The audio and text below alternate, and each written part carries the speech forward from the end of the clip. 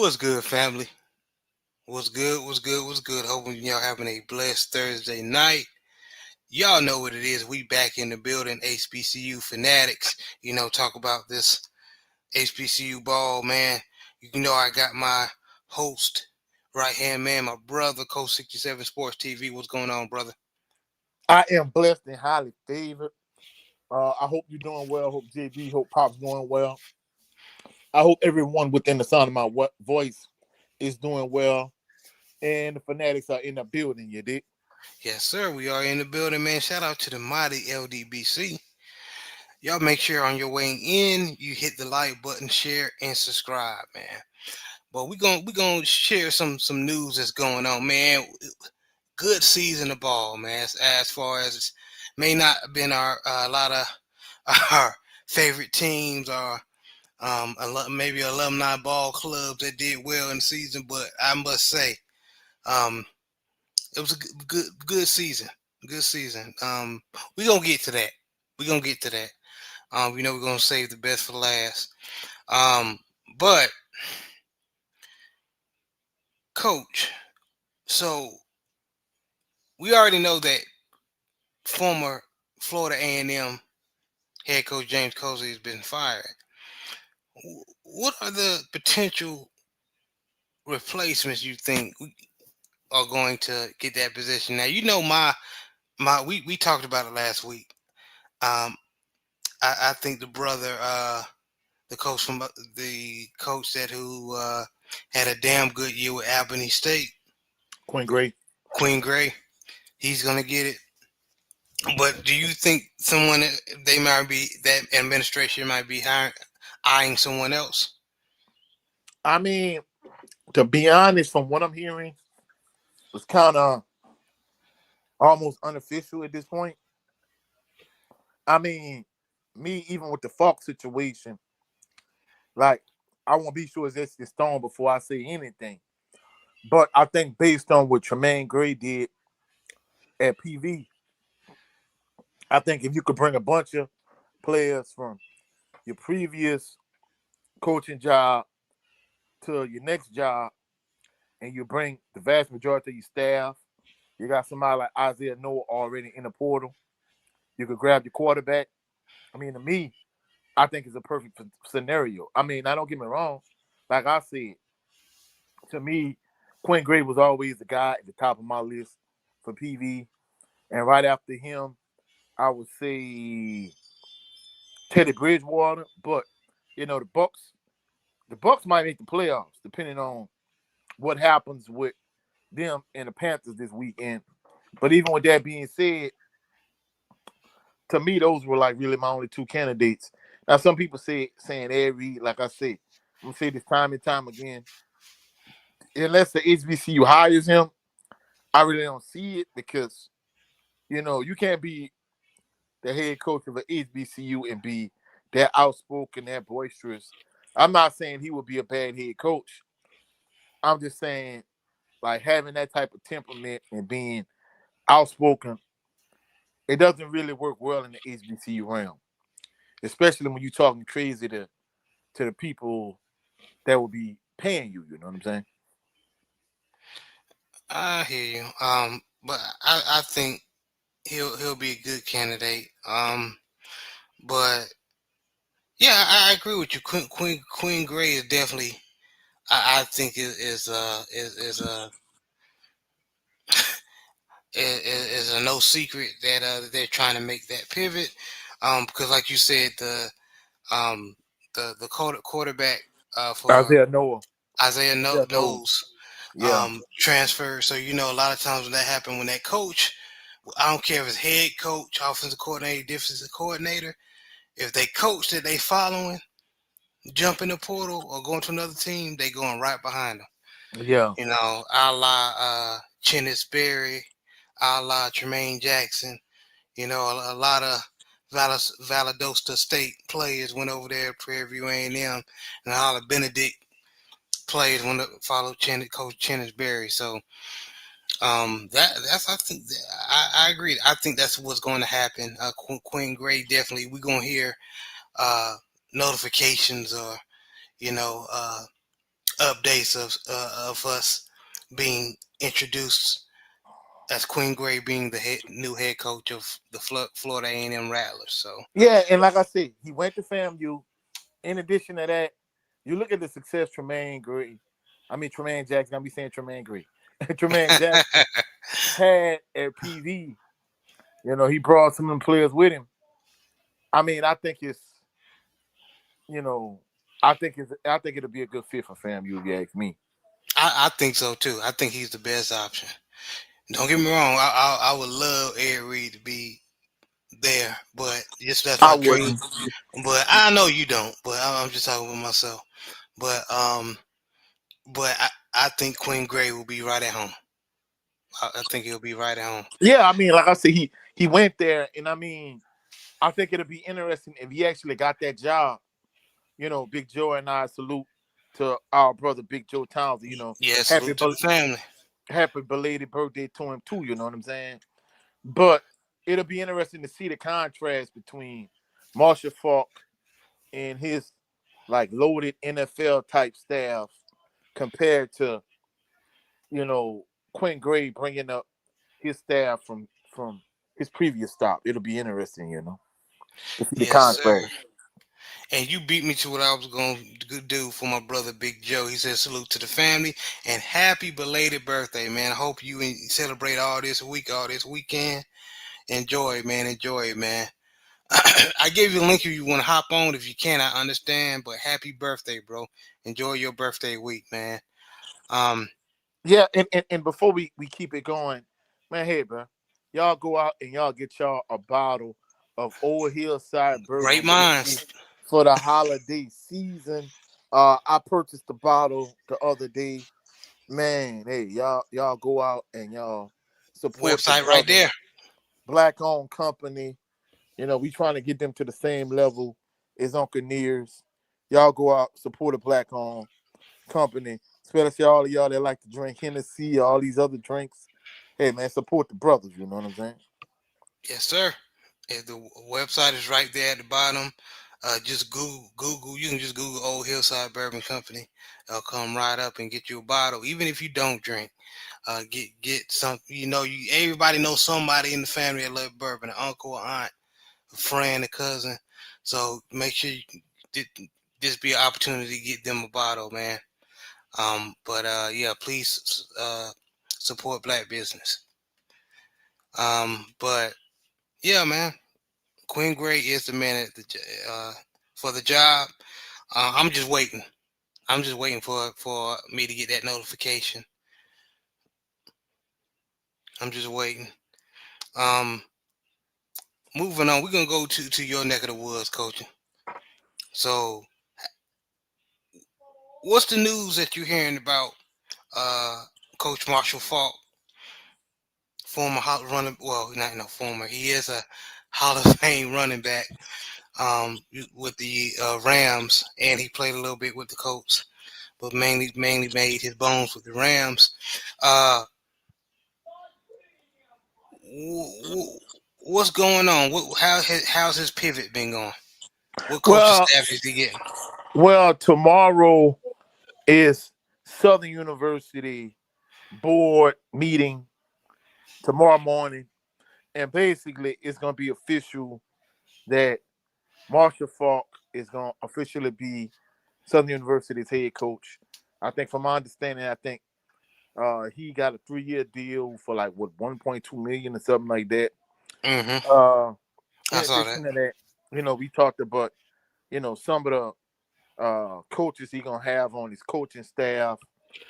We already talked about former NFL offensive lineman Donald Penn being Pro uh, Bowl offensive lineman. Yeah. Pro Bowl offensive lineman, being an offensive line coach. One other name that just came out, well, not just came out, but we've been talking about recently, basically, former Rams cornerback Ty Light. He also played at Notre Dame. He played for the Rams. He's gonna be the defensive backs coach. Uh, former NFL and collegiate coach Kyle Kasky is going to be the offensive coordinator. That's something they've been talking about.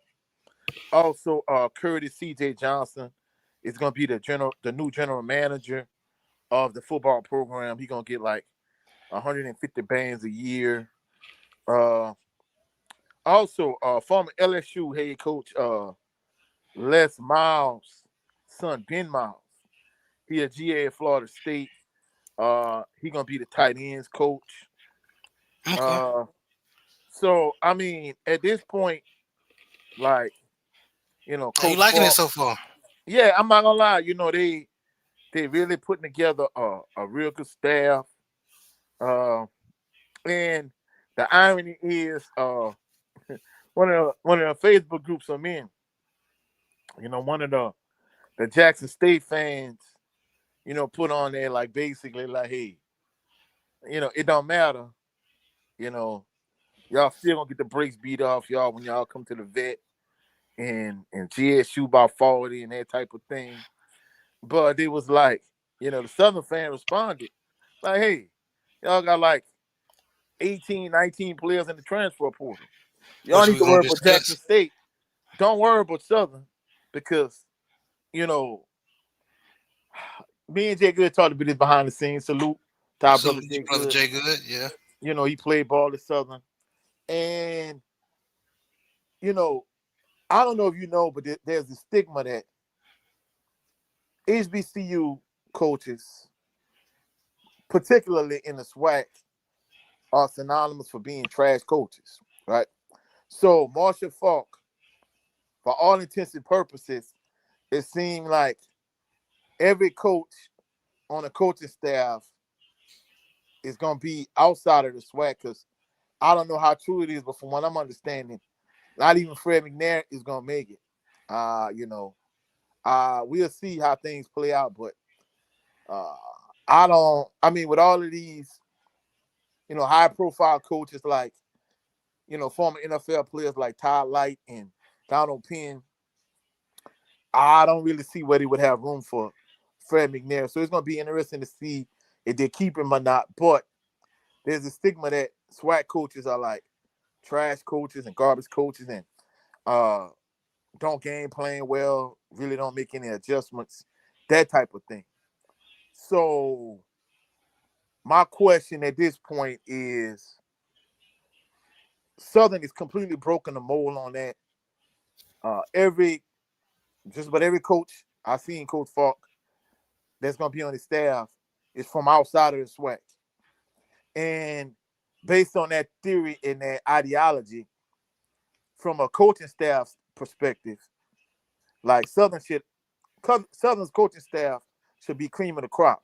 So we're going to see if that really translates over into having an excellent coaching staff or not. So it's going to be interesting to see how that plays out, Yeah, I'm excited for y'all, man. I must say, I'm excited for y'all, especially after a historically bad season. Even though it ended kind of sweet, even though even though the season in its entirety was bitter, it ended up sweet because y'all ended up winning The Bayou your Classic. classic. So, but Oh, this is y'all. and I don't mean to cut you Fam, off. go Now, ahead. one thing that has kind of been impressing Jaguar Nation with Coach Falk is, unlike the previous coach Terrence Graves, who's, all over social media basically saying, uh, I think to a certain degree he's playing the victim card, and in addition to that, he's playing like the religious card, basically saying like God is setting him up for something greater and that type of thing, and people need to stop dragging his name through the mud. I mean, it wasn't that Jaguar Nation was saying that he a bad person, because by all accounts, everybody I know that actually met him in person, they all say he's a real nice guy. He a first class guy, but that doesn't win football games. And I think the issue is, maybe he's starting to see that, with all these coaching openings, based on what happened this past season, nobody really has any interest in him. But even with that being said, Marshall Falk was at the state championship game when Edna Carr, they did it again. They won another state championship when they played against St. Aug. Like these are two uh, historically dominant high school football teams in the New Orleans area. Edna Carr is on the West Bank. But even with that being said, like these are two powerhouse, predominantly black high school dominant teams, and he was at the state championship game. And I'm not gonna lie, he been beating the pavement. He really been out here doing this thing from a recruit standpoint. You know, he done made a few offers, but like from what I'm understanding, like he really is like targeting like high profile, high caliber players, elite level recruits. So I gotta commend him. We're gonna see how well all of this translates over in August and in September and moving forward after that. But from what I'm seeing, like he really out here, he recruiting and he doing his thing. All right, and we're gonna make a slight pivot to the team in the SIP, the good one. Uh, uh, what's going on with a whole bunch of? And you mentioned it earlier. There's a whole bunch of their players, good ones that I thought would never jump, has jumped in the portal like Janalen Dupree, um, uh, Ahmed Miller, which is one of my is my favorite running back in the SWAC for Jackson State. He jumps in the portal. What's going on, man? Linebacker Ashton Taylor. Ashton Taylor. Man, Wow. hey, I'm not gonna lie, bro. I don't know what's going on. Me, I kind of chalk it up to it's the day and age, it's the era we living in. Like you have to constantly recruit. You have to recruit well because I haven't seen it yet because they did lose in the SWAC championship game, but I haven't seen a team like lose a champion. I mean, win a championship. I haven't seen a team win a championship, and all the players start hitting the portal. But based on the way things are going right now, I mean, it's kind of like it's like the floodgates are opening, and you know, day after day they got players hitting the portal. And I'm not even gonna lie, you would have thought Jackson State had a season like Southern, and Southern had a season like Jackson State, but it's the opposite, Right. And I'm like, bro, like, I think at this point, if I'm keeping count, like 17, 18, 19 Jackson State players that hit the transfer portal. I mean, like the JSU faithful, they really kind of believe that TC Taylor, he's such a good coach. They got such a good recruiting coordinator and they recruit well.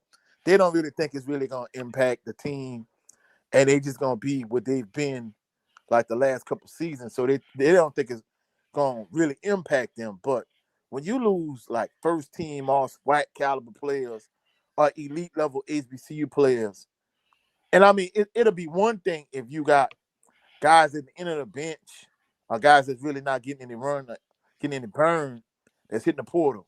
But when you got like first team all SWAC caliber guys hitting the portal, you know, I think TC Taylor gonna be all right, but it's still a little bit alarming because, just imagine back in the gap, you know, Southern won a SWAC championship or they lost, whatever.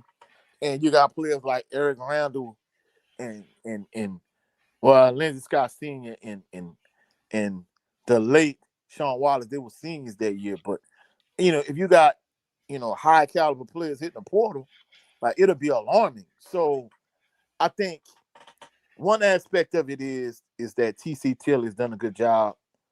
GSU gonna be all right. But the other side of it is it ain't just like you got bottom feeder guys in the portal. Like you got elite level guys that's in the portal. And I think that's the thing that's alarming, you know what I'm saying? Yeah, man, it is, and I don't think it's not like TC Taylor. I heard nothing but good things about Coach TC Taylor. He's not a bad coach. He knows how to talk his players. He knows how to inspire them young boys. So I don't think it's an atmosphere. Like you said it perfectly. I think it's just the times we living in as far as now, how the football or college football landscape is.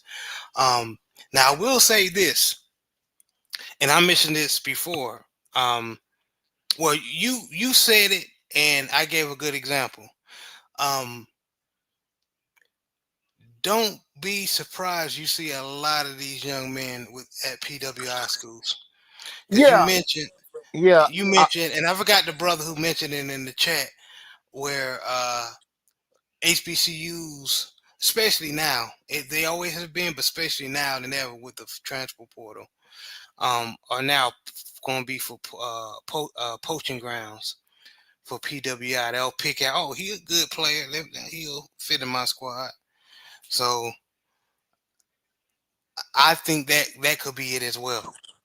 Well, I mean, the thing about it is, you got to have the cautionary tale. You know what I'm saying? Because of course, Trey Lance, he got offended when I, talked about it on my channel. But I mean, you've had other guys like, like Jelani Davis, who went to Kent State. He had a pretty good game against Florida State. He had like 5 tackles. But imagine if you'd have had Jelani Davis at one defensive end spot and Kelby Givens at the other defensive end spot. It was like, bruh, if you'd have had those two guys together on Southern defensive line this past season, man, I mean, hey, you know, hey, it would have been interesting to see, how much better Southern's defensive line would have been. So at the end of the day, in some instances, those guys hit the portal and it really pans out for them. But then you got other instances where, you got guys that hit the portal and you're like, They get man, stuck, yeah, or yeah. it's Well, not what well, they thought. not just getting stuck, but you got guys that hit the portal and they go to like bigger PWIs and they don't get the same kind of run that they got. You know what I'm saying? So I mean, it's a cautionary tale. You got one guy, you know, he might have went to a PWI and he did well, and then you got another guy, he went to a PWI and he didn't do as well. So at the end of the day, I mean, you kind of have to pick your poison. I mean, Yeah, you do. I mean, don't get me wrong, especially if you're a guy that graduated. You know what I'm saying? Uh, we gonna take a guy like Kelby Givens, for example, right? Kelby Givens played at Southern some as a freshman. It's a true freshman. He was pretty much the HBCU like All American and SWAC co-defensive player of the year last year. He still did big things. To me, he really wasn't as dominant this year, but I mean, it didn't help the fact that at times it kind of felt like it was him and 3 substitute defensive linemen. So I mean, he wasn't as dominant, but from what I'm understanding, the NCAA is supposed to grant him another year eligibility. And if they do, does he come back to Southern, or does he try to hit a PWI, or does he say, I'm not even worried about the extra year eligibility. I'm gonna try to, become a professional player. And then you got other guys like Malachi Bailey. Malachi Bailey left Alcorn. He went to Arizona, and he really didn't get the snaps that he got at Alcorn, and he didn't have the type of production that he had at Alcorn either. And like I said, we talked about Jelani Davis, but for every 2 examples of it not working out, you can find an example in which it did work out. So in some instances, if you're a HBCU guy moving up to a PWI, especially a Power 4, Power 5, is it the right fit? Were you extremely dominant on the HBCU level? And does that translate over, from a PWI standpoint? So all of these things need to be weighed out. You need to weigh all of these options. And then the thing about it is, especially if you're a guy like Kelby Givens that already graduated, and some of these other guys, like for example, last year, Kendrick Grimes graduated or whatever.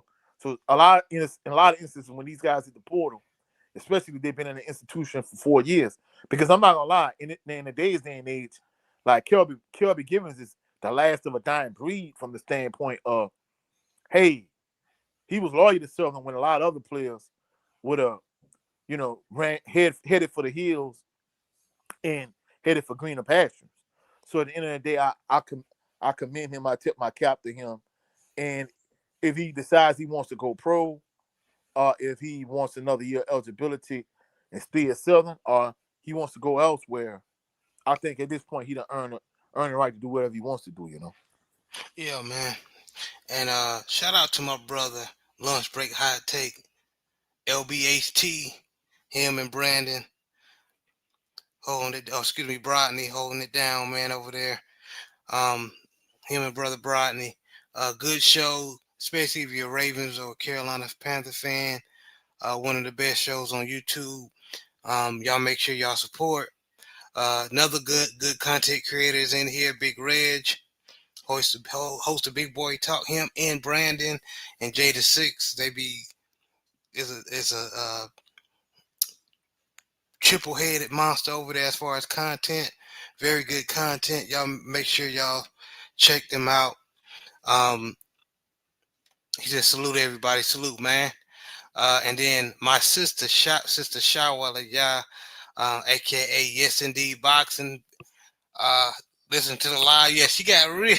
She got real with Clarissa Shields, man, and she got a point. Um, love the content. I love sister. I'm all for my sisters, but Man, he salute to was the not. queen. Salute to the queen. She was not lying. She was not lying. But yeah, man. One a good example of players jumping in the portal of being successful. Homie from North Carolina Central, Jamari Taylor. Man, he gonna get drafted, bro. If he don't get drafted, he's probably gonna get drafted lower, probably in the fifth through the seventh round. But Mm-hmm. that's okay because he's gonna be a gem for somebody. He's gonna be a gem for somebody. He did his thing at Virginia. Well, like I say, I mean, you know, we talking about contrasting ends of the spectrum. You talk about a player that didn't do well, and I talked about somebody like Malachi Bailey, who, it might have been in his best interest if he would have went to another HBCU. But at the end of the day, you got an example of somebody that struggled when they made that jump, and somebody that excelled when they made that jump. Yeah, that's good. There's a whole bunch of examples of uh, people who jump into PWIs and successful, and then like you said, there's a whole bunch of examples where they just third or fourth or even fifth on the roster. So yeah, you're right, man. Um, moving on, moving on. Next thing we gonna talk about, and before we go, I'll talk about the celebration bowl. I have to talk about Andrew Body jumping in the transfer portal. So what's Bama State going to do now? They Well, start. it wasn't just Andrew Body, but former Southern University running back Carl Ligon. He hit the portal too. He rushed for over 800 yards at Alabama State this season. And the irony is, He ordinarily, jumped too. yeah, he jumped too. Oh man. So ordinarily, I would be like, well, because before this season, like the last 2 seasons before this season, like Alabama State was a real good defensive team, and I felt like Andrew Body was the missing piece. Mm, But this year, they were okay defensively, but they really weren't as good as they've been the last few years. But the thing about it is, Eddie Robinson, you know, uh, I'm not gonna lie, in these SWAC Facebook groups, like they be going hard. And somebody was like, yeah, the fake Eddie Robinson. I'm like, bro, come on, bro. But but even with that being that's said, messed up. like like Eddie Robinson has a solid program at Alabama State. He Even a with good him jump, coach. yeah, I often say he a good coach. I don't think it's really gonna, you know, affect him a great deal, in my personal opinion. No man. Uh, Coach Robinson always. finds it to make where Alabama, them Hornets, Alabama State are competitive in the SWAC, man. So I think it's pretty much like TC Taylor. Ain't done, that he gonna recruit well, decent enough to compete. Um, Well, I mean, we talking about guys hitting the portal. I mean, PV fans at the beginning of the year, they were talking about Golati. And I think one person in one group I was in, they was like, oh, he going to be Mike Hayes with speed. And I'm like, man, what the hell are you talking about? Like, to get a Michael Hayes type dominant wide receiver in the SWAC, man, bro, you hard pressed to get that. I think that's extremely highly unlikely. But the irony is they was talking about Golati, and Josiah Rockwell ended up being the man. And Rockwell, he done hit the portal too, you know what I'm saying? I'm not saying he's up. Please don't attack me, coach. I'm not saying that he was close to you said Mike was the wide receiver from Southern, you said? Oh, Mike, no. This Mike is the thing I'm Hayes. saying. Not Rockwell. They were saying Golati, the other guy, the other. No. I'm going to a different direction. Yeah, I but think the closest wide receiver I've seen that could remind you of with the, as far as a big wide receiver with speed is my opinion, like somebody like Shaq Davis from South well, Carolina State. see, this is the thing about it though.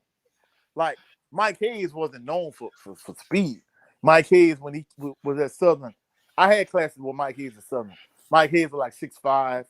On the low end, he'd be like 205. When he was doing a lot of running in the summer, that's when Southern had a real strength conditioning program back then.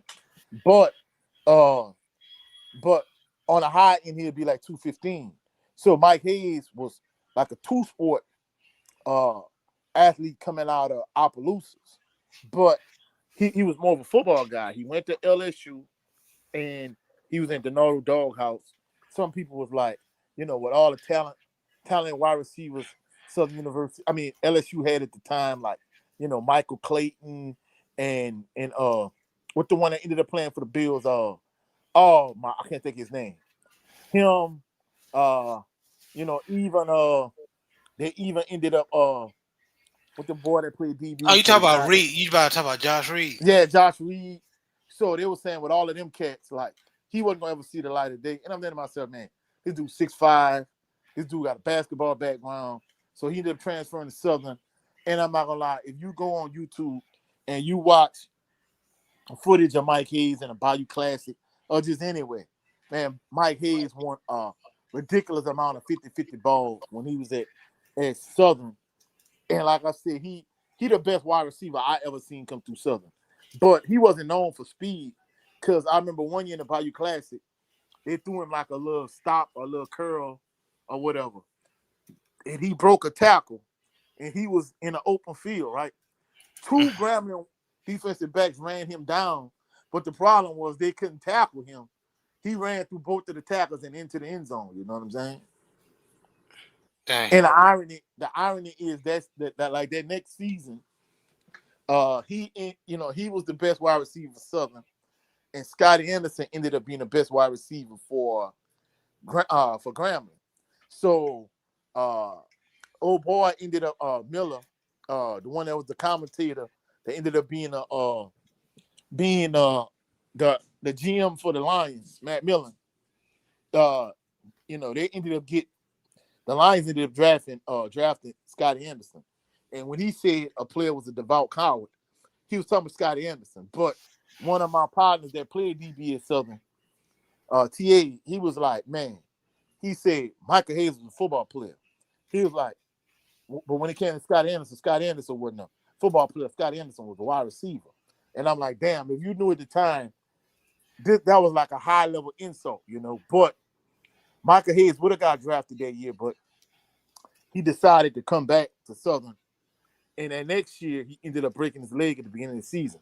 And Oh then he man. came back that next year, his last year, and he had a pretty good season. But when he went to training camp, like from a medical standpoint, he ended up not making the cut because evidently his leg didn't fully heal. That's one thing Southern was synonymous for at the time for whatever reason. I don't know if players in rehab hard enough or whatever the case may be, but if they got hurt or they had like a injury where they was out for the rest of the year, even when they came back, even if they looked like they were all good, like they still had like injuries, not injuries, but issues down the line. So he didn't ended up he ended up not clearing his medical thing with the New England Patriots and a couple other teams or whatever. So that's why he never made it to the NFL because once he got hurt, it's like he just never fully recovered. Yeah, that's a lot of people's story, a lot of players' stories, man. That's hard, man. Yeah. But but you think that Alabama State gonna be all right? Yeah, I think they're gonna be all right. I mean, even PV with Rockwell hitting the portal. I think Alabama State gonna be straight. I think PV gonna be straight. So I think it's gonna be some interesting things. Uh, coming down the pipe from a swag standpoint. I saw also another thing. I don't mean to shift topics so quickly, but I saw that Mickey Joseph is supposed to be working on a contract extension with Grambling. So it's gonna be interesting to see how things play out when it comes to the SWAC next season. Yeah, it's definitely gonna be interesting, man. And but yeah, I agree. I think I wish Andrew Body well. Um, hope he stay healthy because that's one of the things. One That's the knock on biggest thing. he's very injury prone, but I hope he able to have a full season, man, without him getting dinged up or hurt, so he can get drafted because he definitely got the talent. I Um, mean, do you think he is going to go to the highest bidder? He gonna go to another HBCU, or he gonna go up to a PWI level? Probably PWI if he get a chance. To be honest with you, I especially think so too. with a program that didn't have a solid quarterback. Um, he's gonna go to that school, that PWI, and take the Yeah, job. and I mean, I'm not gonna lie. I mean, John Summerall ended up shaking back, but I remember Tulane starting quarterback last season. This season he transferred to Kentucky, and they gave him like $6 million, and I'm like, dang. So we talk about positions that get overvalued. If you play quarterback, if you're a pass rusher, you're a defensive back, or you're an offensive lineman, like those positions get overvalued when it comes to like NIL, and not only that, but in the NFL draft also. So if you play one of those positions, more than likely, if you good, they're gonna think you great as opposed to just being good. Yeah, yeah. Especially the quarterback position has been highly overvalued. I'm forgetting the big boy name that was at Florida A&M. Then he transferred.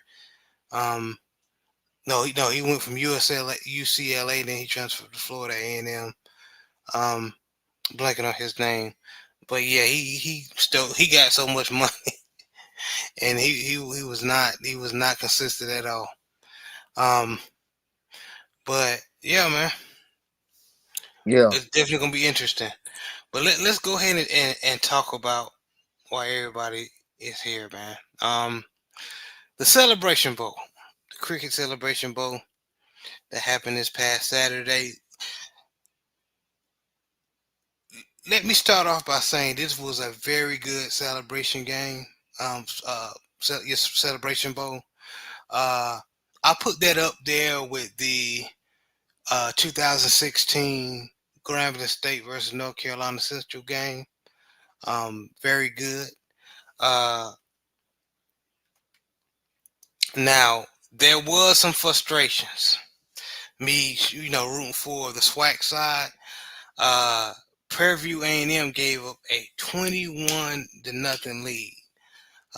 It seemed like it all started in the beginning of the third quarter when they fumbled the ball. Prairie View fumbled the ball trying to do an end around, or I don't know what the hell they was trying to do, but it fumbled, and the defender ran it back into the red zone, and they scored a couple of plays later. Um, I will say this, and this is ridiculous, man. Prairie View A&M. There ain't no way in hell they should have let South Carolina State come back. The reason why, bro, did you did you know South Carolina State did not get a sack? What? South Carolina State did not get a sack, bro. Man, that's Their crazy. O line did a good job, and the Jokers still came back and won. I tried to warn y'all, South Carolina State um, passer game is lethal, but with me saying that, you don't let a team like South Carolina State off the hook. You just don't. Big Joe backstage, bro. Okay, thank you, man. I see him. Big Joseph Townsend, Old Hillside Bourbon. What's going on, pimp? Yo, what's good with the family? What's good with y'all? Happy Thursday. What's going on with y'all? How your brothers feeling? Man, salute to you, Big Joe. Happy belated birthday. Hopefully you're Oh doing man. well this this evening. You know what I'm saying? Yeah, Oh happy man, I birthday, appreciate it, man. brother. I appreciate it, fam. I appreciate it. We doing. You came in just in time, man. Okay. We just was talking about the Celebration Bowl. Um, but before you start give you your, we ask you your, cause you watch the game. Um, Mm. before you give your input, man, go ahead and push that Bourbon Hillside, man. We did it in the beginning, The but I want old you to Hillside Bourbon, you dig? oh Hillside Bourbon, man. Yes, sir. Yeah, if it's the holiday season, Christmas coming up. Most importantly, New Year's is coming up. If you'd like to partake in bourbon, well, if you do, or a family or friends that do, check us out at oldhillsidebourboncompany.com. Oldhillsidebourboncompany.com. Got to say it three times like Umar Johnson. Oldhillsidebourboncompany.com. We are available in stores in Kentucky, where our distillery's at. Um, West Virginia, North Carolina. We're now available in Alabama, the great state of California, where I'm at, and also we're available in Hawaii. So from North Carolina to Hawaii, we got you covered. If we don't have anything available in stores in your state, you can order it online at oldhillsidebourboncompany.com and we'll get it right to your door. We have different, about, we have we have three bourbons that we always have in stock. We have our single barrel Kentucky bourbon. We also have our Founders Select Tennessee made bourbon, and then we also have our rye whiskey, which is a fan favorite. You know, all of our bourbons are smooth. They all have different alcohol proof. The rye whiskey is 104 proof. The Founder Select is 90 proof, and then our single barrel is a 94 proof. So all very smooth, no aftertaste, nothing bitter. You know, I was a fan before I became a part of the team. So if you're looking for a nice holiday gift, want to partake, or you want to support a black-owned business, please check out oldhillsidebourboncompany.com. There you go. So no excuse, y'all. Go ahead and support the brother. Salute to J Bar. He's at late, but salute to the family in chat. Salute J Bar. And salute. But I'm gonna go to you first, Big Joe. Man, what you think of the game, and what you think was the beginning of the end for Prairie View A&M as far as allowing South Ah, Carolina State to come back and win? Go ahead. ah. Well, a lot of folk may be wondering why y'all keep talking about this game? Why y'all keep bringing up this game? Like, how bad was it? South Carolina State won. What's the problem? This is the problem. This is the equivalent to when the Atlanta Falcons lost to the Patriots in the Super Bowl when they was up by like 20 some points. This is the exact same scenario. Exact same thing. Prairie View was dominating Sacramento. Well, I'm gonna say Sacramento. See, that's I say I'm out here talking that Bay lingo. A lot of yada, you know. So South Carolina State, we got dominated by Prairie View. They're running the ball. They're throwing the ball. They had them on their heels. Prairie View had the momentum. Like I said on Coach's Show, one thing about football: either you keep your foot on their neck, or if not, when that momentum swing, you better hang and ride through it. If not, you might end up with a loss. Hence the reason why Prairie View lost. The beginning to the end was when you up by 21 points. You up 21-0. You didn't get there by no fugaziness. No trick plays, no reverses, no fumble-rooskies, no nothing. Just good old running and throwing the ball and executing your offense. But they started feeling themselves, got too big for their britches, and feel like, oh man, I feel like Michael Jordan out here. I feel like Kobe going for 70. You know what? Let's call a reverse real quick. Because we feeling good. We gonna show out on y'all. We gonna do some and one mixtape stuff. Some skip to my lose. We gonna put some hot sauce on it. You feel me? They ran a reverse. They fumbled the ball. South Carolina State picked it up, and after that, it went downhill. South Carolina State was scoring that wheel. Prairie View couldn't stop them. The coach is over there looking a certain kind of way, looking real tight, looking like why we run that play or why did I call that play, whatever. But eventually, Prairie View rode the wave, and then eventually they got back. They started scoring. They were scoring. They were handling it. They were up by 2 scores. But when you're beating a team, and then all of a sudden you give them hope, you give them a little, you know what, man, F that, we can do this. Let's go. Let's ball out. After that, all you need is belief for you to achieve what you're trying to achieve. So we're talking about what Prairie View didn't do. Let's talk about what South Carolina did. They didn't quit. They got to the biggest and brightest stage, and they were getting blown out. They could have easily said, man, I guess this is it. I mean, I guess hey, after this, what y'all want to do? Cancun? What y'all want to do? Y'all want to go to Myrtle Beach? Man, we getting dog walk, man. What y'all want to do? Y'all want to go to Miami? You know what I mean? On winter break? They didn't give up. They said, coaches always tell the players, one play at a time. One play at a time, or if you get to halftime, the first half is over, score 0-0. Let's just play ball. And that's what South Carolina State did. They didn't quit. They believed in their coach. They believed in each other, and that allowed them to capitalize on Prairie View's lack of consistency and lack of discipline. And that's why they ended up losing the game. If they would have ran the same offense I got them 21-0 in the first place, we'll be talking about like something like 48-12 or something, 48-10 or something. Yeah. But by then, Prairie View would have had 40. It would have been in the fourth quarter. Would have put their twos in. Normally, the twos come in. Then the other team finally going to go kick a field goal or something. But hey, when you give somebody hope, gives them the ability to believe and to achieve. And then, of course, it doesn't help when you're trying to win the game. Your kicker missed the field goal. See. That's how you get dog walked in the locker room. Kickers already don't practice.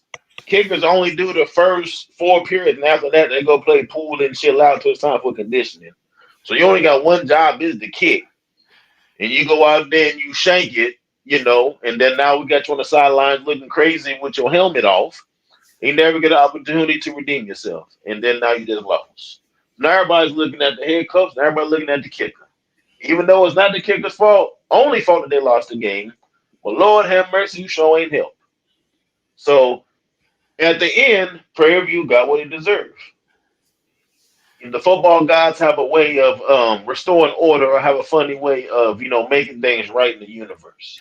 Prairie View came in, acting like they're going to dog walk South Carolina State. South Carolina State stayed the course, stayed within themselves, and they won the game. Shout out to South Carolina State. Yeah, and the crazy thing about it, people don't PV. How big, Joe? I'm sorry, what'd you say, brother? You say Pops went to PV, huh? Hey, my dad went to Prairie View. I wear a Prairie View hoodie damn near every time I go to the gym. So they say there's some random brother up here talking. You know what I mean? So Prairie View is home. My dad met Muhammad Ali at Prairie View. Back when Muhammad Ali and Jim Brown will come and talk to black folks and go to colleges and whatnot. My dad met Ali and Jim Brown at Prairie View, so this ain't no regular brother talking up here. So, Yes, sir. amen. So, hey, shout out to Prairie View for a good season, but shout out to South Carolina State for capitalizing on Prairie View's mistakes. You ain't lying, but uh, I do want to give a shout out to a lot of people say he's one of the best. He's one of the best wide receivers in HBCU football. Number 5, Jordan Smith for South Carolina State. He did it. He got a touchdown on the ground and 2 touchdowns in the air. 9 receptions, 152 yards, 2 touchdowns receiving. Um, but what messed me up, and Big Joe, I just before you came in, I just informed Coach of this. You know, South Carolina State didn't touch Cameron Peters all game as far as a sack. Them dudes ain't get no sack. And usually, if you can't touch the quarterback, if you don't get to him, you lose. Usually. I mean, I mean that's what's going on with the Bengals and Ravens, right? You know. Yeah. Yeah. Good point. Cameron Peters had 412 yards through the air, 4 touchdowns.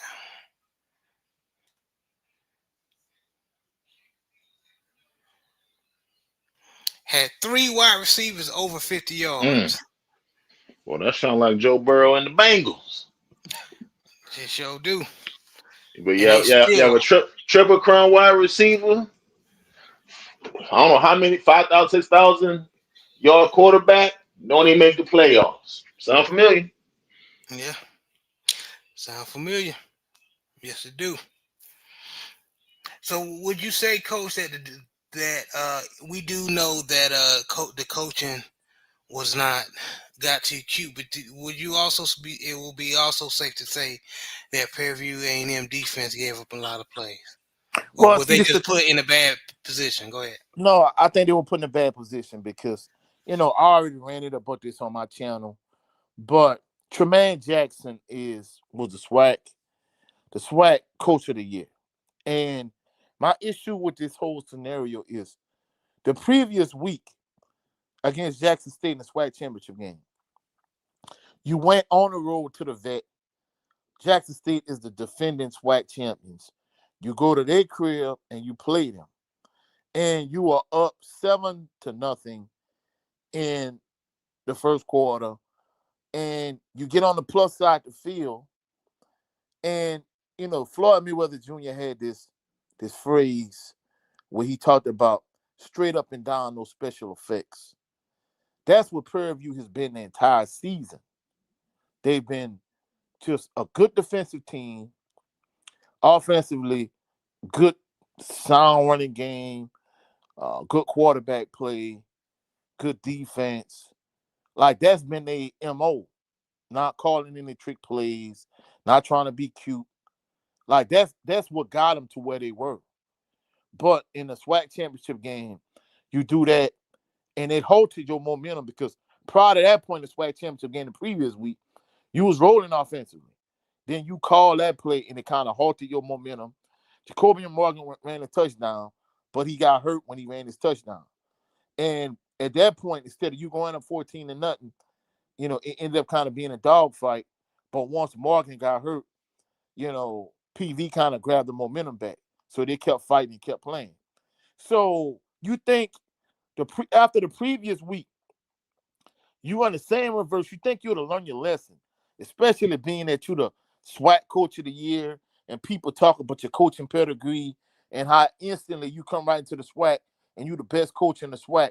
You figure the previous week you would have learned your lesson because the previous week it almost bit you in the behind. Y'all beat Jackson State 23-21. But the next week, it finally did bite you in the behind.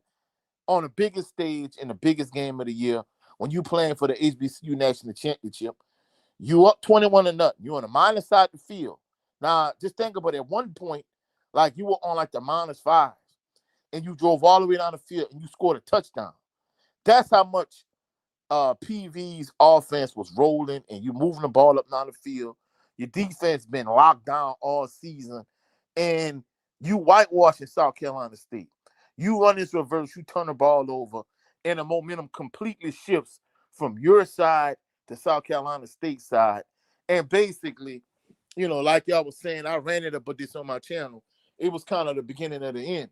And like the guy, Perk Mark, that I talked to at the game when they played against Southern at A.W. Mumford Stadium, people just feel when they came to Baton Rouge.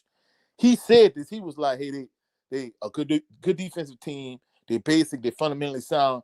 And everything he said was accurate. And then the irony is, the one other thing he said, he was like, the only major flaw in Prairie View is the team is their kicking game, both in terms of punting and the field goal kicker. And he said, evidently, I didn't know there was such a thing. Maybe Big Joe or B to tell us or not. But he said, evidently, they were recruiting like a 5-star kicker. And I'm like, a 5-star kicker? I never heard of a 5-star kicker. But evidently, Tremaine Jackson is recruiting one. Evidently, he's at the top of – no, evidently, in terms of the teams that's recruiting him, Prairie View's at the top of his list. And I don't know if he's going to sign with Prairie View or not, but that's the way the guy was talking. And the irony is, you finally get to the point where, hey, you're in position to win. You're on the plus side of the field. You're in overtime. You're in the red zone. It's 3rd and 3. Instead of just saying, hey, we're going to keep the drive going. We're going to try to punch it in the end zone and get a touchdown. Even though your field goal kicker is not that good, you decide you just want to center the ball and you want to kick a field goal. And even my mom was saying, his mom was like, hold up. When he came to Baton Rouge, he made one and he missed one, huh? I'm like, yes, ma'am. Now, maybe they know something we don't know. And when he missed it, I was like, hey, man, you were right. Hey, you said it. My mom said this. So if my mom's saying this, you know what his teammates saying about the kicker and what Tremaine Jackson's players were saying. And at the end of the day, truthfully speaking, I just kind of feel like Prairie View just blew that game. You're trying to be cute. You just been basic, fundamentally sound all season, and 2 weeks in a row you deviated from who you are. Just the one play. And Last week we've been saying, especially you, coach. They almost shot themselves in the foot in the Jackson State game in the and SWAC championship. And it came back to get you in the Celebration Bowl. Yep. And like I said, everything the guy Perk Martin said behind me when it came to AW. It all came to fruition in terms of, hey, at one point in the first half against Southern, but Southern wasn't that good this year. He was like, he going for it on 4th down? I'm like, I guess he is. He don't respect Southern defense. Southern ain't stopping nosebleed all season. He was like, this is kind of outside of his character. He was like, basically, they just a fundamentally sound team. They didn't convert the next time. He faked like they were going to go for it on 4th down, and then he ran in the punt team. But basically, he was saying, like, look, hey, they just a fundamentally sound team, for the most part. He was like, Tremaine Jackson, he does not deviate from it. He just sticks to the script in terms of just being fundamentally sound. He's a conservative coach. But running that reverse 2 weeks in a row, it got you. And not only that, the kicking game, it got you also. So, congratulations to former Southern University assistant, South Carolina State head coach Chennis Berry. Salute to South Carolina State. But I'm not going to lie, I honestly, fervently believe that PV blew that game and they threw it away. I agree. Go ahead, Big Joe. And I'll say this for everybody who may be saying, man, what's the big deal? They ran a reverse. It's just one play. Why y'all keep talking, in the words of Dick Gregory? Why y'all keep talking about this? Huh? Why y'all keep talking? Huh? The reason why, the reason why it's a big deal because, again, in football, it's a game of consistency and it's a game of mental toughness. When you're beating somebody 21-0, the other team's like, man, when you're on that end, when you said 0 on the scoreboard and you look up, you're like, oh man, we getting dog walked. And then you just start having less belief, and before you know it, you may start shutting it down. A la North Carolina in their first couple home games. Before you know it, it's 30, 40, something by halftime. Michael Jordan, everybody leaving. Because the fans leaving at halftime. When you're down 21-0, you're like, man, 3 touchdowns is a lot. It's not easy to do. And then before you know it, they run a reverse. Reverse is normally run when you're trying to get some momentum in your offense. Passing game ain't working, running game ain't open. You're trying to run something to trick the defense to get you to open up a little bit and get your offense going. It's a momentum starter. But if it don't work, it shuts down your whole offense, your momentum of your offense. And when your offense is already cooking with grease, why are you putting the fire out? So now you fumble the reverse. They get the ball and score. Now, instead of being down 3 touchdowns, we only down 2. Now defense gonna start playing a lot harder. Now when they was getting pushed back earlier, now they getting penetration. Now they tackling. Now they getting some energy. Now they jumping around and saying, "Yeah, let's go." And before you know it, Prairie View's looking up like, "How the hell is it 24-21? How are we losing?" That's why that one play is important. And I mean, not only that, but let me Mm, add to this. mm, mm. Being that Jared and JB are Ravens fans, Brian Billick wrote this book, right? And it's an analytics and statistics book. Being a former middle school head coach, I really looked at the book. I think the lower you go down in level, it really don't matter as much. But when you get up to higher levels in coaching, because see, I'm not gonna lie, if you got an elite level like Pop Warner, Breck League type team, or you got an elite level middle school team, you just kind of smashing teams. But when you get to the NFL, you get to college, and teams are evenly matched, these things, it makes more of a difference. So he wrote this analytics book. When a team throws a pick six, that team loses. When they throw a pick six, they lose like 80% of the time. When a team loses the turnover battle by +2 or more, they lose 80% of the time. When a team gives up a punt return, a kickoff return for a touchdown, they lose 80% of the time. And people think, well, hey, that's no big deal. The reason why we keep bringing this up is because those type of plays, it shifts momentum to the other team's favor. So you giving up a punt return for a touchdown, hey, it gives the other team momentum. You throw a pick six and it goes for a touchdown. All of these type of things matter. So the fact that you were up 21-0 and you were moving the ball up and down the field, Cameron Peters had set a Celebration Bowl record uh, in terms of, the numbers he put up. Basically they couldn't stop Prairie View, and South Carolina State had no momentum. So when you try to run this reverse, the defensive lineman riding the running back down, and the running back still tries to give it, instead of him just holding the ball and just going down, he still tried to give it to the wide receiver, and the wide receiver fumbles that, and it goes to the 5-yard line, and South Carolina State scores a couple plays later. That play, it gave South Carolina State life. And at the end of the day, even though it was a lot more football to play, because couple people pointed out in my chat Saturday after the game, even though it was more football to play, it gave South Carolina State life, and the momentum shifted. And essentially, as far as I'm concerned, that was the difference in the game, if you ask me. Because guess what? Instead of you getting cute and you running that reverse, if you just keep running Cameron Peters, let Cameron Peters throw, keep doing what you're doing, and you put your foot on their throat and you suffocate them, the game is over. But instead, you're in a dogfight, and the next thing you know, you look up, it's 21-21. Then you score is 28-21. And that once dominant defense, that was an elite level HBCU defense. Now South Carolina State is just moving up and down the field on them with a backup quarterback. So that's why we keep pointing out how that one play, it made a difference, because you deviated from who you were as a team, and you made the same mistake 2 weeks in a row. And Let you're me tell you why supposed to I be the think SWAC coach of the year. right. And salute to Anthony Bolton, aka Mr. Memphis Tigers, man. He said salute was good, bro. Let me tell Salute, you what bro. didn't help in them smelling themselves. When Billy Atkins, aka William Atkins, the transfer from James Madison, who had a damn good season with South Carolina State, which pretty much they starting quarterback, went down. I think that didn't help as well. they thought, uh, oh, we got this in the bag. We up 20.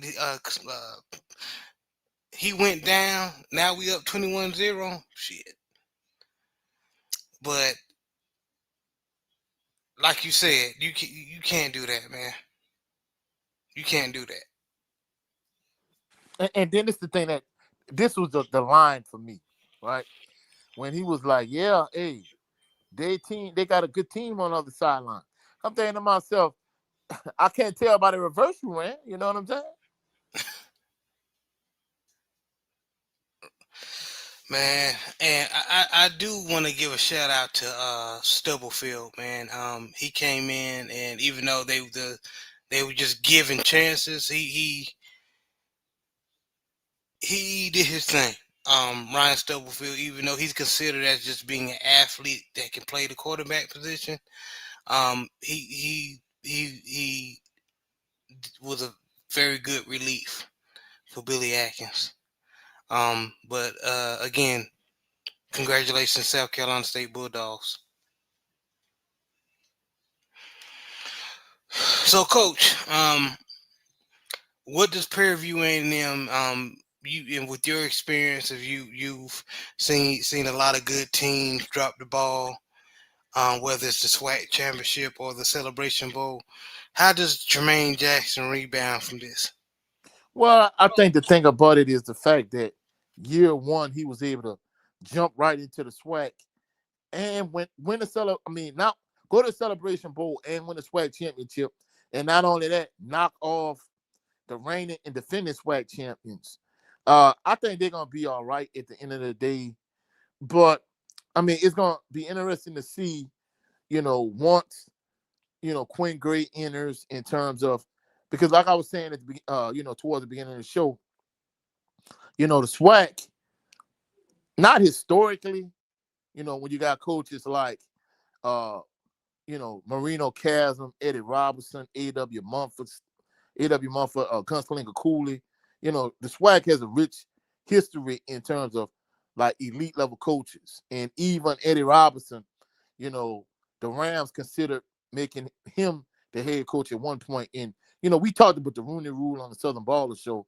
I really think it was more of a publicity stunt type of deal. Hey, we looking at an HBCU.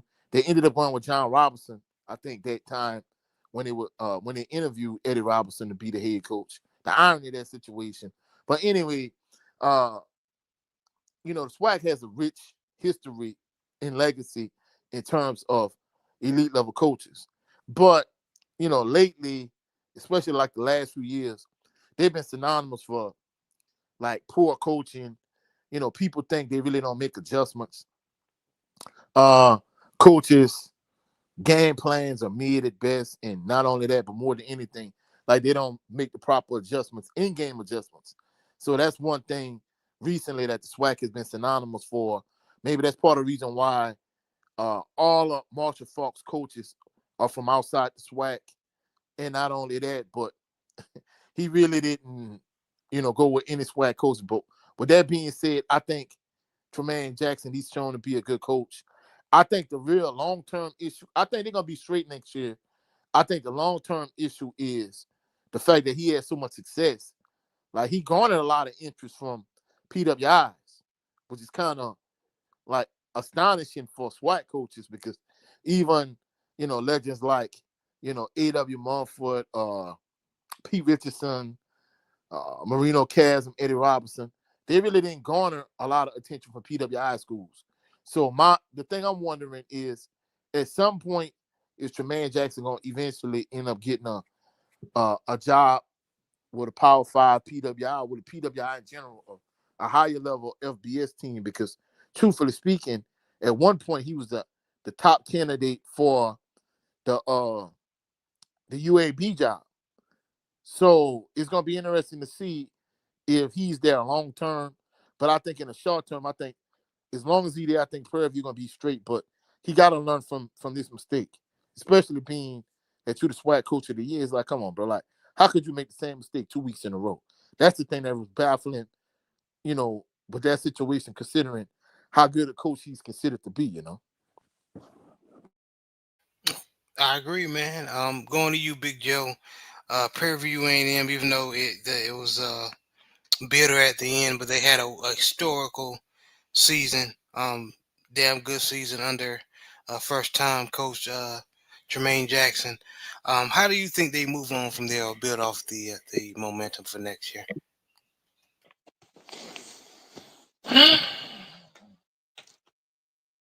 Well, for one, you build off of this by having accountability.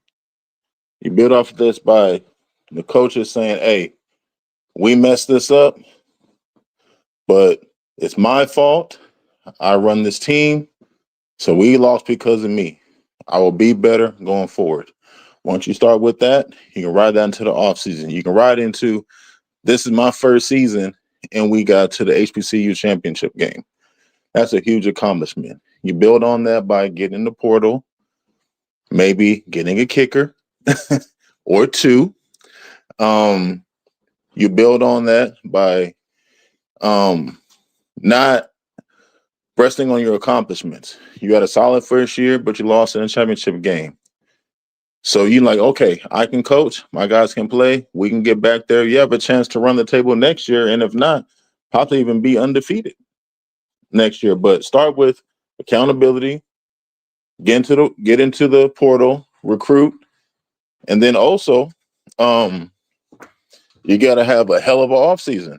I mean, you gotta keep developing your players, and the mindset is this is not enough.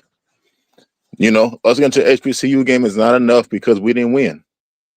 So you gotta be real hungry in the off season. The workouts gonna have to be organized, gonna have to be fierce. It's gonna have a lot of competition. So you point out the first half, hey, we were up 21-0. So what you do is what coaches would do, they'll take the score of the game and they'll put it in the locker room, put it in the weight room, put it wherever you want in the practice facility so everybody knows this what happens when we don't finish. And you use that as fuel for the off season. And they may come out like dogs next year and dominate the HBCU landscape, or they can feel sorry for themselves and have an underwhelming year. Because it's easy to not say it's easy, but when you win the first year and nobody's expecting you to win, especially when you're first year head coach, ain't nobody paying you no attention. Now everybody's gonna pay Prairie View attention now. Let's see if they can run it back again. But use it as motivation, use it as fuel to where now the motto of Prairie View football is HBCU championship. Well, first SWAC championship or bust, and then HBCU championship or bust. That is now the standard of Prairie View. They need to uphold that standard by doing all the things in the offseason. Well, let me add on to what Big Joe said. I think it's going to be imperative from a recruiting standpoint that Jermaine Jackson is able to replace Josiah Rockwell because, like I was saying earlier, everybody talked about coming into the season about Golady, but Golady, I don't know if he got hurt or what, but like Josiah Rockwell ended up being a man. So, in my personal opinion, I think he probably was their best receiver. So I think you got to go out and you got to fill his void. Yeah, yeah. Josiah Rockwell did his thing, 6 catches, 77 yards, touchdown. So yeah, definitely he got to replace him since he's one of the go-to receivers for this year or this, yeah. Um, or I should say this past year. Um, but yeah, man. They just got Terrence Tremaine Jackson just has to reload. Um, everything what you and Big Joe said, Coach, is accurate. They just have to learn from their mistakes and just uh, get in that transfer portal or the recruiting room and restock for this coming up year, man. Because they got a good foundation. They did damn good foundation. They just have to continue to build off it.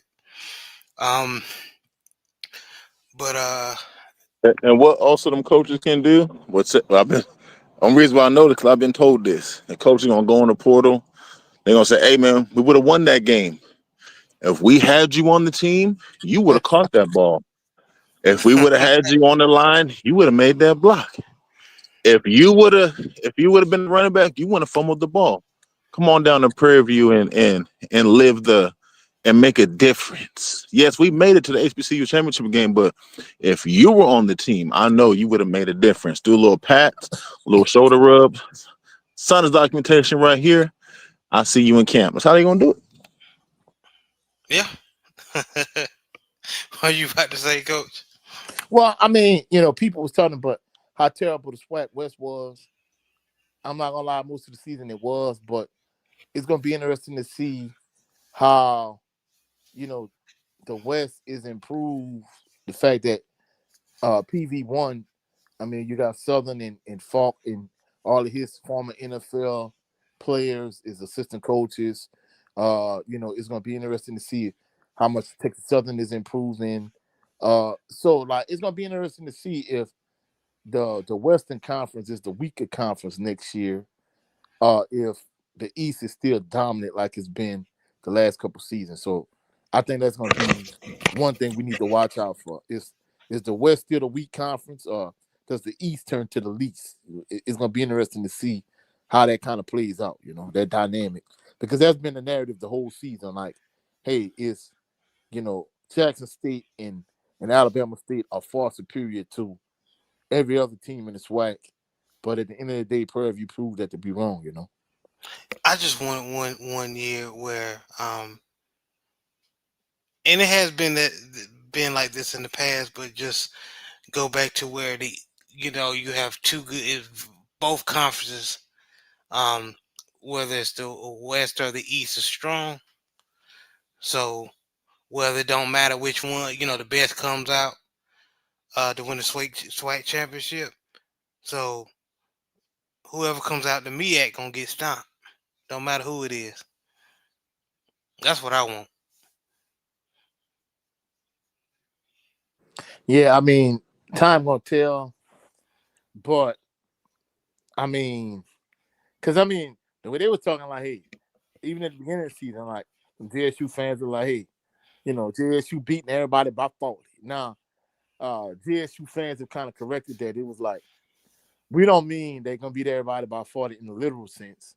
They mean like, hey, no matter who JSU play, we gonna beat them. And it seemed at one point like, hey, they was gonna go all the way, but that didn't play out the way we thought it would play. You know what I'm saying? Yeah. So at the end of the day, it's going to be interesting to see. And I mean, not only that, but they got like, what, 17, 18, 19 players in the transfer portal. Yeah. So uh, it's going to be interesting to see, like, how does TC Taylor rebound on that? And even on the West, like I said, people was talking about how Chris Dishman was improving Texas Southern. Is Mississippi Valley and Terrell Buckley still gonna be bottom feeders? Like, it's a lot of like narratives that we need to see how they play out going, during the off season and next season. So, it's gonna be another interesting season next season, especially with Marshall Falk and his staff coming up to Baton Rouge. It's definitely gonna be interesting. But fellas, we're gonna go ahead and wrap it up, man. Good show. Big Joe, man. Thank you for taking time out your day, man, to hopping on time out your night. Go ahead and uh, uh, uh, uh, put out your brand again, Old Hillside Bourbon, and let everybody know. I'm tongue tied tonight, fellas. Let everybody know where they can meet you and see you. Look, I have a quick question before I get to the good stuff. In y'all brothers' opinion, who has the best facilities in the HBCU landscape? Is it Jackson State? Is it Prairie View? I know Prairie View is, it got some of the A&M money. I know you got FAMU. Who has the best facilities in HBCU right now? I think that's an interesting question.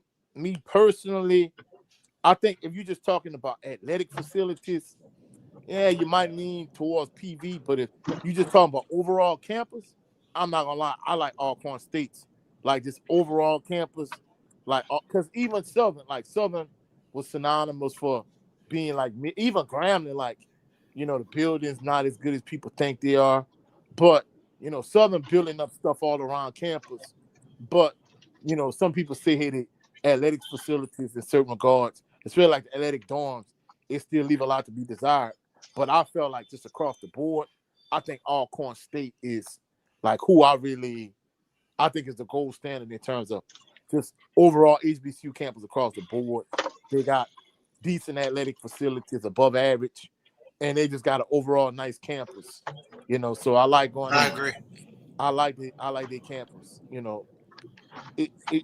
Oh, okay. visitor, it is a pretty nice Right. campus in my opinion. So you saying that Alcorn State ain't got no trash on the floor? Is that what you're saying?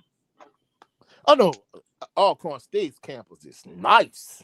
I Okay, mean, just checking. Just by, checking. Check. by HBCU standards, oh, big facts. You know what I'm saying? Oh, okay. No trash on the floor nowhere. Trash picked up. No, No trash in the no, office either, right? no. Oh, okay. But Just this, checking. Oh, but this the crazy thing about it though. I mean, even like I remember when I went there for the 2019 SWAC championship game. Hey, people partied, and I'm sure they had a bunch of trash on the ground at some point, but I'm sure it was picked up in quick order. You know what I'm saying? So like you said, you sure was picked. That's what I want to hear. That's what I'm talking about. yeah. So I'm not gonna lie, I talk trash, but I don't talk a lot of trash, but all State in the past.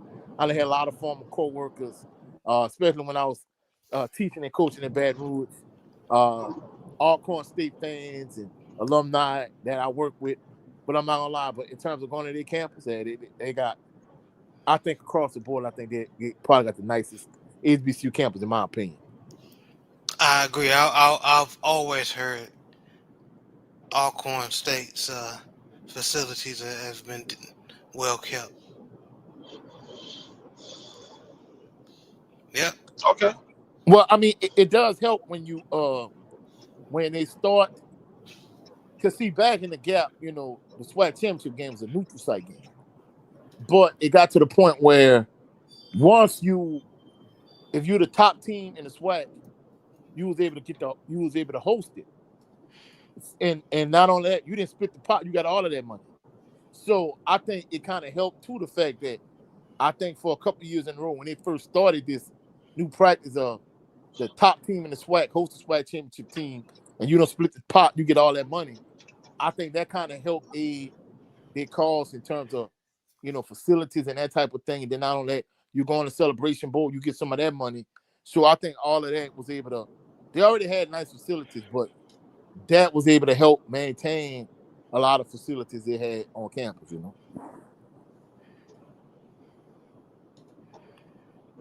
Okay. All right. All right. Just out of curiosity. All right. My bad, Jared. I was just curious. Um, Oh, you good? Old Hills, Old Hillside Bourbon Company. If you like to enjoy it and coach it like enjoying some spirits, whether if you drink bourbon or if you have relatives to drink bourbon, holiday season coming up, New Year's coming up. If you're happy, especially if you're Jackson State, if you're happy lost, Prairie View, if you're happy, that shit. My bad, y'all. Calls ridiculous. No, you good. If you're happy that Prairie View lost, Prairie View, if you sad that you lost, and in South Carolina State, if you're happy that you won, we have a beverage for you. Old Hillside Bourbon Company, cultivated in North Carolina, distilled in Kentucky, and enjoyed by everybody across this great country. So Old Hillside Bourbon Company, Old Hillside Bourbon Company, the official beverage of the mighty LDBC. So from anywhere from North Carolina to Hawaii, you can get your bottle whether in stores or online. Appreciate you, brothers. Hey man, hey, football's coming to an end, man. HBCU is over. We got college playoffs. Before you know, we ain't gonna have no football. So, well, if you're an HBCU fan, well, if you enjoy college football in the NFL, enjoy all the football while you can. Before you know it, all you're gonna have is baseball, hockey, and basketball.